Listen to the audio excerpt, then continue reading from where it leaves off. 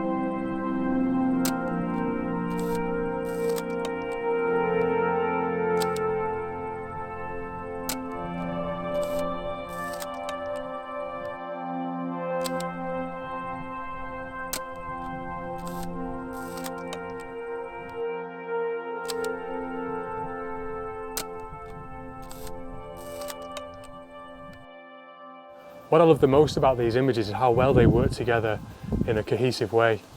I can visualise selections of these images being presented on someone's wall, in the gallery, or in a booker's collection of 3 images that work well together. The compositions and the subjects lend themselves to this, and I believe this makes them more powerful and potentially more profitable than one image. Going through the image selection and editing process with a view of creating a cohesive collection will help you as a photographer. It will draw your eye to the finer details of the image that are often overlooked when you are editing just one image that will be presented on its own. Plus, if you can create a powerful selection of cohesive images, then you're on the way to developing your own style. You know, I've been so impressed with how these images turned out. I'm seriously thinking about shooting black and white exclusively. And I haven't figured out why that is, but when I was editing these images, I just felt far more connected to them.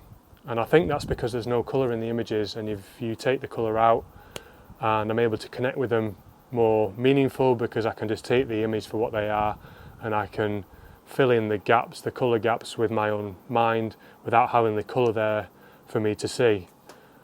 That's my theory. I haven't yet figured that out, but just to let you guys know, I'm actually thinking about moving to black and white full time. So anyway, that's enough of that. Let's get into the vlog part of this section where I'm going to show you the landscape and also show you how I compose 2 of my images.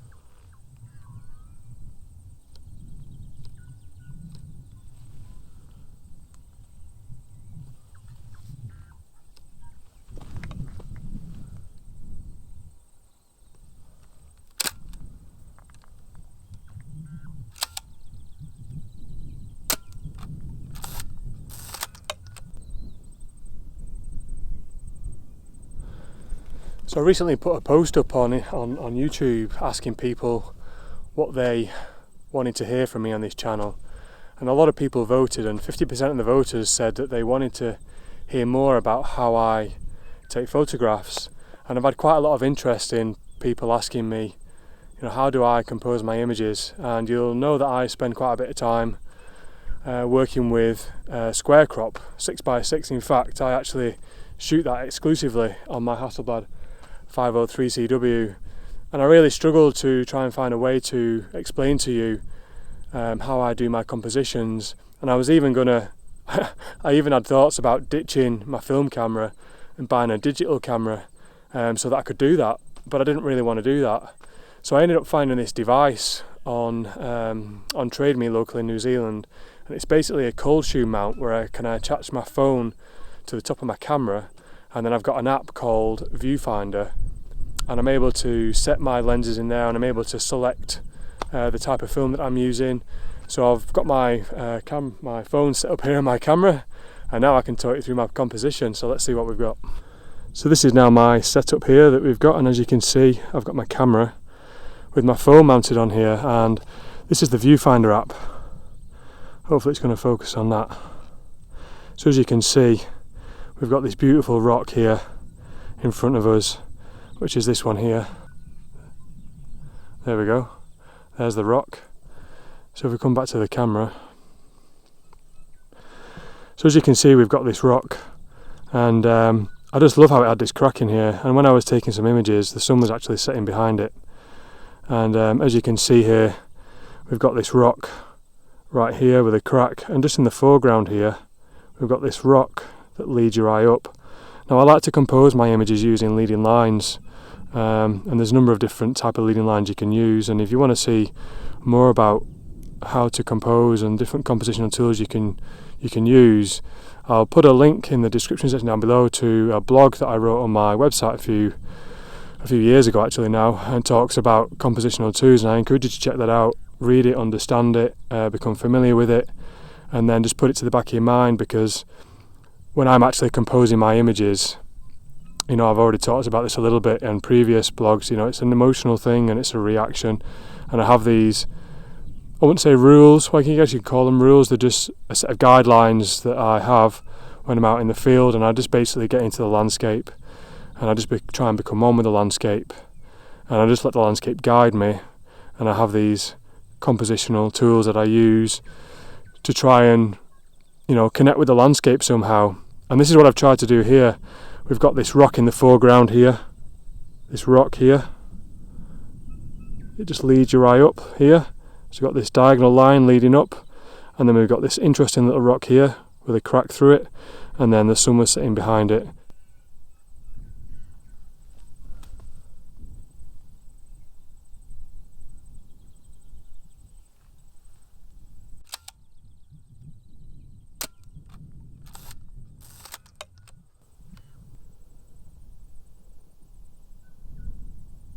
After visiting this basalt rock area for the first time, I was so impressed with it that I had to return. Over the 5 days that I was there, I returned nearly every day, with a view of capturing the best images that I could from this area, or with a view of creating a cohesive collection of images that could be presented as one. So last night I was here, and this hill you can just see behind me here, I made my way up this hill, and as you can see behind me, all in here in the background, which is probably out of focus, and you can see all these beautiful and interesting basalt rocks, which are from an old volcano that erupted a long time ago here on Waiheke Island. And I was at the top there, as you can see, there's those interesting rocks, and I found this beautiful rock that had split in half, and I just really didn't want to move from that scene, and the light was beautiful and was getting this glow on the clouds, and I was shooting the black and white film and it was looking great through the viewfinder, and I really just wanted to work that rock, and I exposed most of my images on that rock. And off in the distance I could see some more potential compositions, but the light was going, so I had to make my way home. And on my way home, as I'm making my way back over the hill, I reached the top of the hill just here, and just off in the distance I could see into the sea there was this mood and atmosphere, and there was this one cloud that was just dumping all this rain in the ocean, and it was so dramatic, and it was just this singular cloud, and it was just standing out, and I had to grab a shot of it. So I loaded up some more film. I actually loaded up some Tri-X 400 this time, and I proceeded to shoot that scene, and I took 2 exposures, and I put an image up as I'm talking. Yeah, so there was this basalt rock that was in the foreground, and I just placed it in the kind of bottom left of the image, and then at the opposite end on the top right was this moody cloud, and I just loved the composition, how your eye was drawn to this rock, and then your eyes moved up at the image from the bottom left to the top right, and kind of really focused in on this atmospheric cloud dumping all this rain. Yeah, it was just such a beautiful image, I just had to grab it. So now I'm kind of going to make my way up the road a bit more. There's some more compositions I think up here that we're going to check out. I've actually got here a bit earlier today, and the weather's, I mean the clouds, there's not that many clouds in the sky right now. You can see behind me here it's completely blue sky, and I was checking the weather app I use. For those that are interested in what apps I use an app called Clear Outside. That's quite good for letting you know what type of cloud you've got, so it tells you the low, medium and high cloud. And I also use another app called Wonderground, which is a great, it's called Wonderground Weather, and I really like that app because it uses non-official weather data information, but it's quite good because you can go on a map, and it's got an interactive map, and you can actually select individual weather devices, and you'd be surprised how many there are on there. There's so many, and I actually find it's quite accurate. So the weather app Clear Outside said today that most of the day was going to be clear, which it was, and then towards sunset there was going to be about 20% low cloud and 20% medium cloud, which is very similar to what it was yesterday, and there was some nice light, so I'm quite hopeful. Where I'm heading though, just back here, as you can see, there's not actually that much cloud, but the cloud is moving over, so I'm hoping that the clouds are going to move that way and I'm going to get some sky interest. If it doesn't, that's okay. I know that there are some more compositions up here, so I can start to move along this bank line just here. I can just move up this bank line this way and move towards the clouds and try and find some compositions there.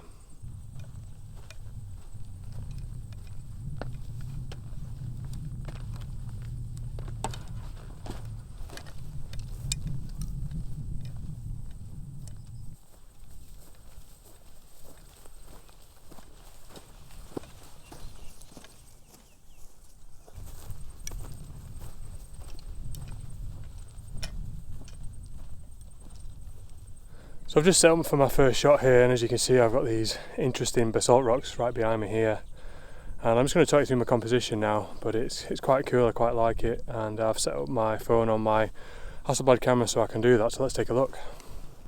So this is basically what we're dealing with, and as you can see there's some beautiful light streaming through between those rocks right there right now, and those rocks are really interesting. There's lots of interesting detail on them and textures and forms.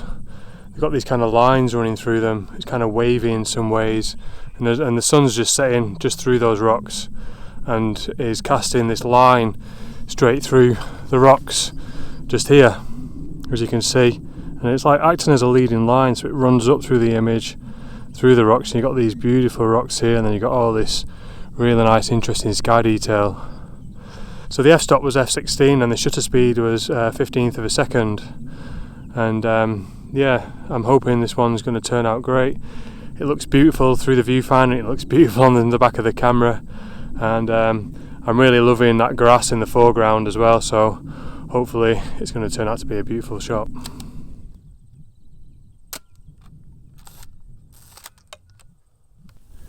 You know, it's not very often you come across a unique and beautiful landscape like this. So I wanted to make sure that I captured it in the best way that I could, and I went on to take a number of more images.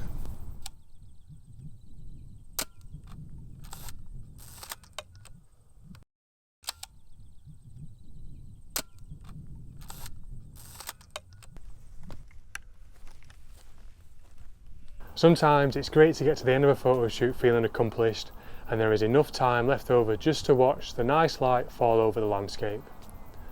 So what does all this mean? Well, the main aim of this video was to provide to you a demonstration through my own work that one image can be powerful, but a collection of images with a common cohesive theme is more powerful. You know, I take my inspiration from other photographers like Michael Kenner, Bruce Percy and Ansel Adams, who all had a similar approach. To me, their work is presented in a cohesive way, and I believe this is a powerful thing, and if you can master it, you're on a path that will lead to success. Well, you can take what you want from this video. You may agree with me, or you may not, and that's okay. However, I do hope you enjoyed the video, and I hope you learned something. As always, please leave your comments in the comment section down below. Thanks for watching the video, and I hope to see you next time. Bye for now.